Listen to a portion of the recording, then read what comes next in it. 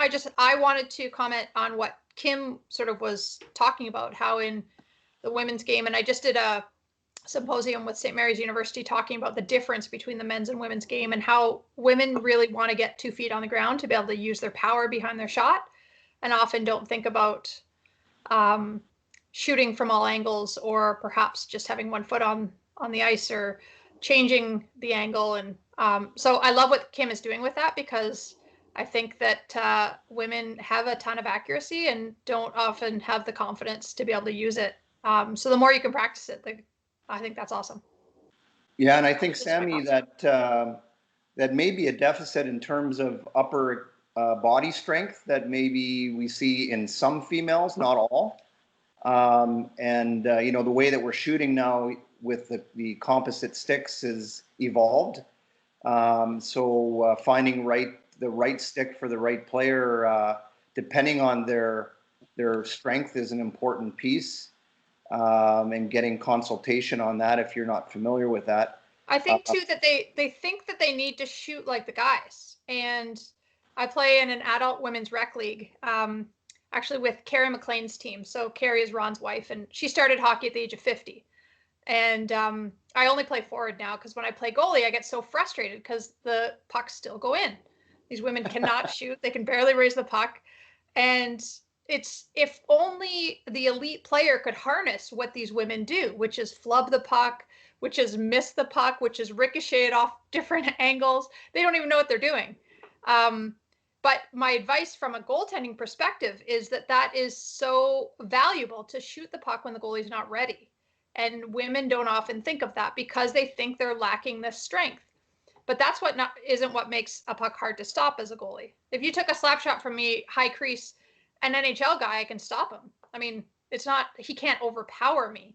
But what women can still do, they don't need the power. They can do exactly what Kim was talking about, which is shooting perhaps when the goalie's not ready, or off angle, or off the wrong foot, or a one-timer or a backhand. Those are things that I think throw the goalie off. So I think more than in the men's game, that needs to be taught in the women's game, because that confidence isn't there to perhaps, like, you see what somebody else on the ice, they can shoot really hard. So I can't shoot as hard, so maybe I shouldn't shoot very much.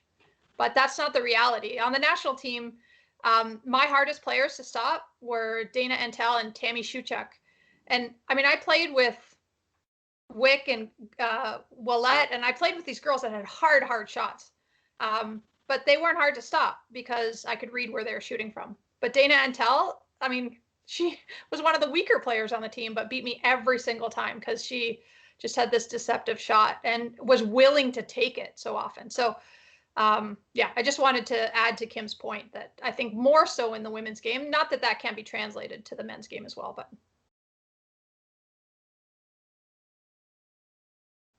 I'd like to add something here in regards to just what we're talking about shots. So how much is stick flex do you spend on that? And the reason I ask that is, so, and again, being able to relate the two, I think it's something that is across the board in the women's for sure, but also on the men's side. We had a player, a kid that had 130 points in junior, and came in and played. And, obviously you're junior, they kind of have a stick and maybe they give it to you, and you're not able to experiment with the flex and everything else. And I should say, this player that had 130 points in junior is like 5'4" and like 150 pounds. And so he came in, and I said to him, I go, well, and he was using a 70 flex stick. And I said to him, well, have you ever tried to use a less of a flexible stick? He says, well, I can't, the trainer hasn't given it to me, yada, yada, yada. So eventually we get him a stick. He's now using a 50 flex stick. And to be able to handle puck now, or to be able to shoot the puck. And he was literally like, the puck was so far away from him that he was just like sweeping it, like I see the majority of girls do, right? And so, if you relate it to like maybe the best goal scorer in the game, like Alex Ovechkin is 220 pounds. Any idea how much of a flex of a stick he uses? Anybody? 75 flex, right? If not less of a flex. He's got a hard blade, but he's got a flexible stick. Michael Backlund in Calgary, when I first was there, he was taking one-timers and he couldn't hit a one-timer for the life of him. He had a 100 flex stick and his blade was really flimsy. So we took his shaft. I said, here, 75 flex, right? And in a stiffer blade. All of a sudden now he's able to take one-timers because the blade is and he's able to get it away quicker. So now relate this to on the girls' side. I've got girls that they came with us and they got 50 flex, 75 flex. They got their dad's old stick. It's like an 85 flex, and they're shot putting the puck. Like you're getting them to pass, and it's an absolute grenade when they pass it.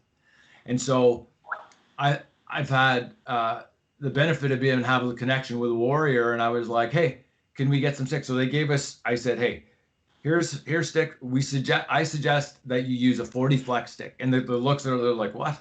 So 40 flex stick, I got a plug longer, and all of a sudden the girls that were shot putting the puck, the shafts were a little bit smaller because it's a junior stick. They're able to hands like I've got like doll hands. My hands are so small. Like I use like a 75 flex and like rounded shaft, and so now with these girls, they're able to handle the stick. They're able to get their hands around it, and they're able to do things and be able to handle. All of a sudden now these girls are able to make passes. They're able to get it away quicker. You talk about being able to get it away quicker is better than being able to shoot it. Now they're being able to get it.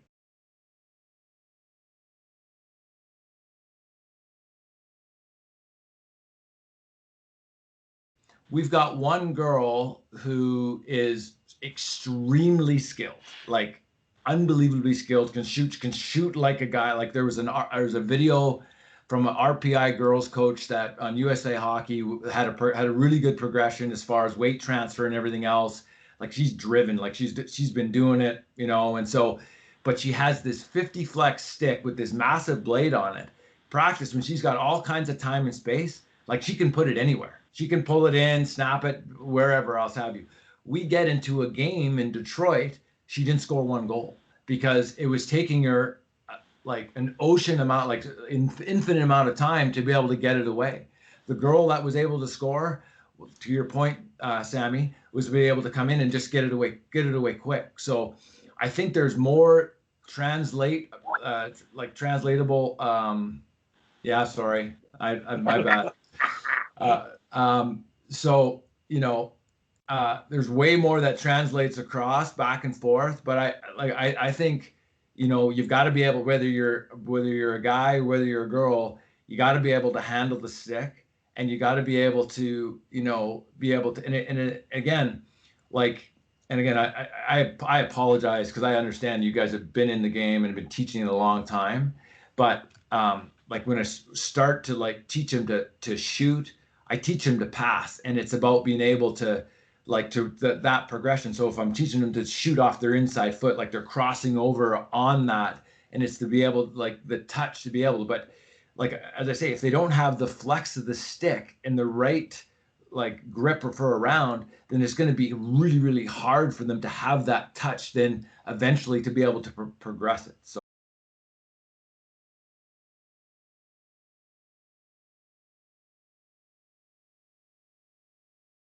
Sorry for going. And I think for sure those are great points. I think we have to keep in mind as leaders as well, and as coaches and instructors, that technology is evolving so quickly that the consumer, the player, the parent is having a hard time keeping up with it. So it's certainly something that we can teach and add value to. And also, I know Wally and I have talked about this a lot. Use our skill analysis piece, our awareness of biomechanics and using joints and proper sequences, etc. So when we see there's a mechanical issue and it comes down to the equipment used, or if we see there's a physiological issue like a strength deficit, then we can sort of prescribe some remedies for that, and maybe use that Socratic method to ask some questions like, Have you ever used a less than 70 flex stick, or how do you find it when you're trying to one time, those sorts of things, and sort of shaping that understanding.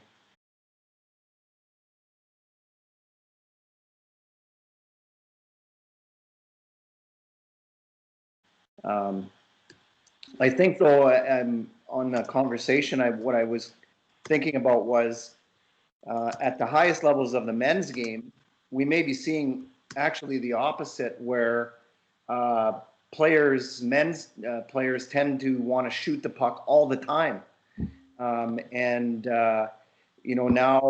because of the analytics in the game, we're talking about conserving the puck and waiting for the best scoring opportunities, passing more often rather than shooting.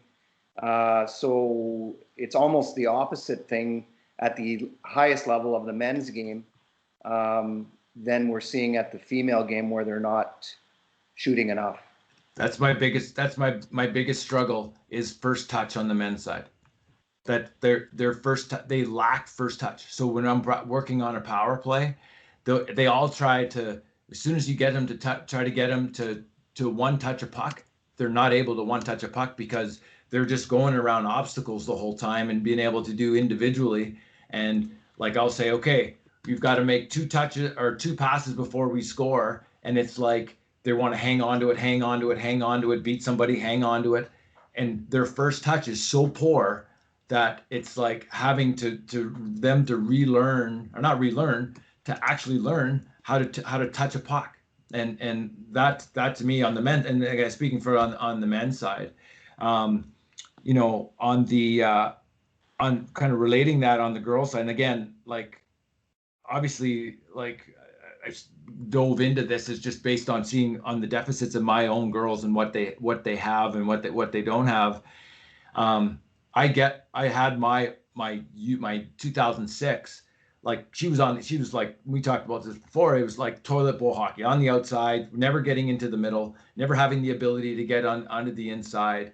And so, like, having her play against U10s and to be able to just be like, okay, physically she's not going to be worried about it, but now she's able to, and I'm like, I need you to get to the inside. So I need you to try to get to the inside and be able to, get there, to understand, like, I got to slip this through or whatever it is. But like, that's been a part of the process of getting her to try to get into the inside, because that's the biggest thing that they lack. Like, and again, correct me if I'm wrong, like, if I'm looking objectively as to what my girls can't do, is they can't score, right? Like, I look at that, I'm like, they can't score. So how does that filter underneath that? Like, how do I get into that? Well, it's because, like you say, they don't get it away quick. They don't get they don't get to the inside. They don't get to the space to the inside, right? And part of that is whether it's confidence of never being given the ability to be able to do it.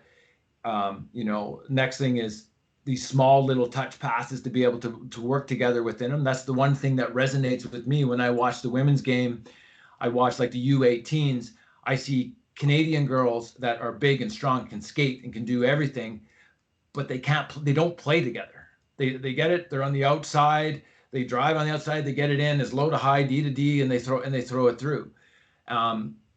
Inversely, and it hurts me to say this, on the American side, they have girls making plays. They're taking in the information. They're throwing it. They're rolling. They're able to play.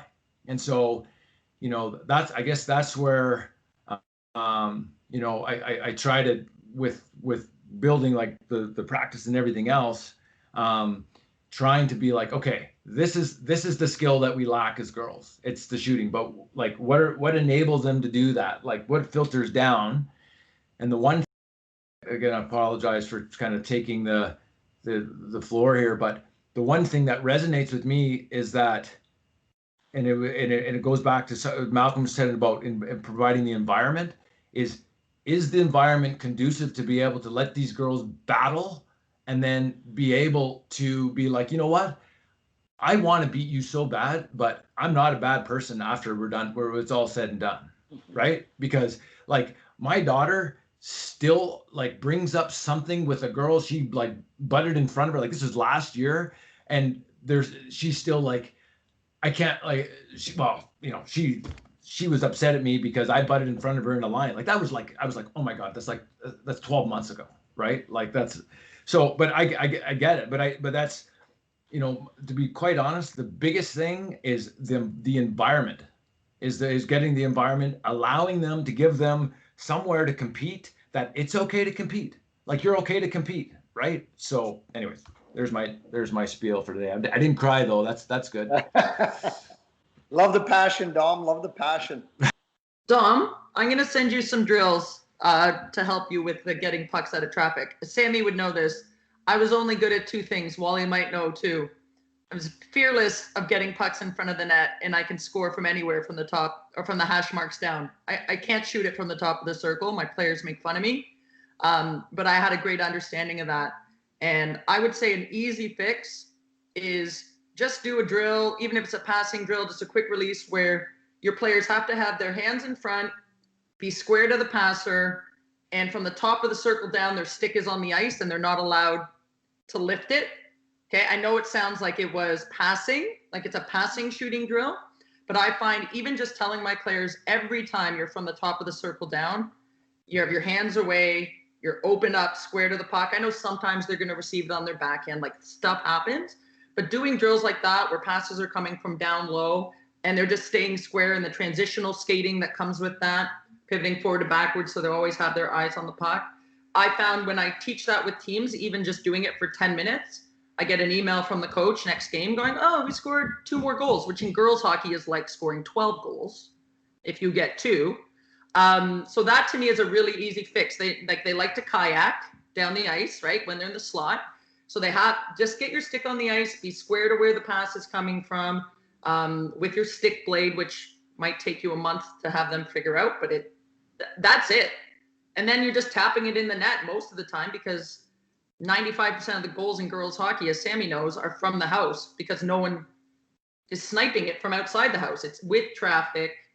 Like, there's not a lot of beautiful, like, toe drag, Austin Matthews bar down goals. And I don't think there should be or shouldn't be. It's just not what you see in the majority of the women's games. So I think you're right on track, and I have a couple drills I'll send you for that.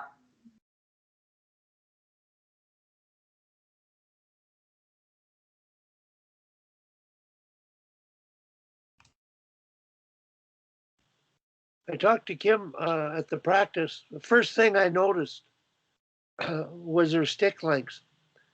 And you might all sit there thinking, well, what am I talking about? But let me tell you that having done coaching clinics for years, and in our era, Malcolm, we were biomechanically taught how to break down skills.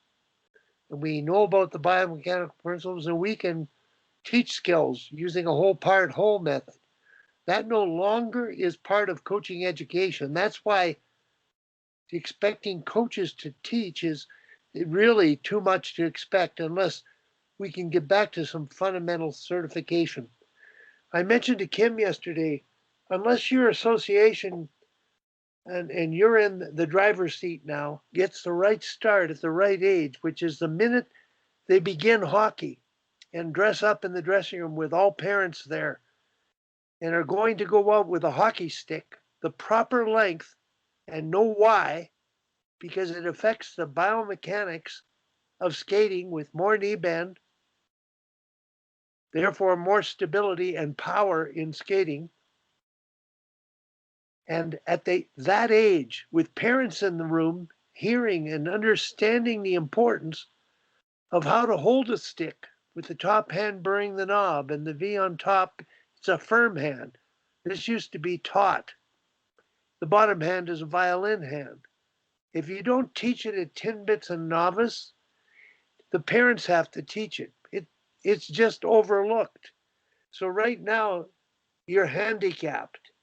And there's a lot of girls didn't make the national team because of stick length. And one of them in particular, I think I shared a video with Kim last night of that girl who I felt was a slam dunk for the national team, but she was exposed when we played the Americans because she turned the puck over 90% of the time.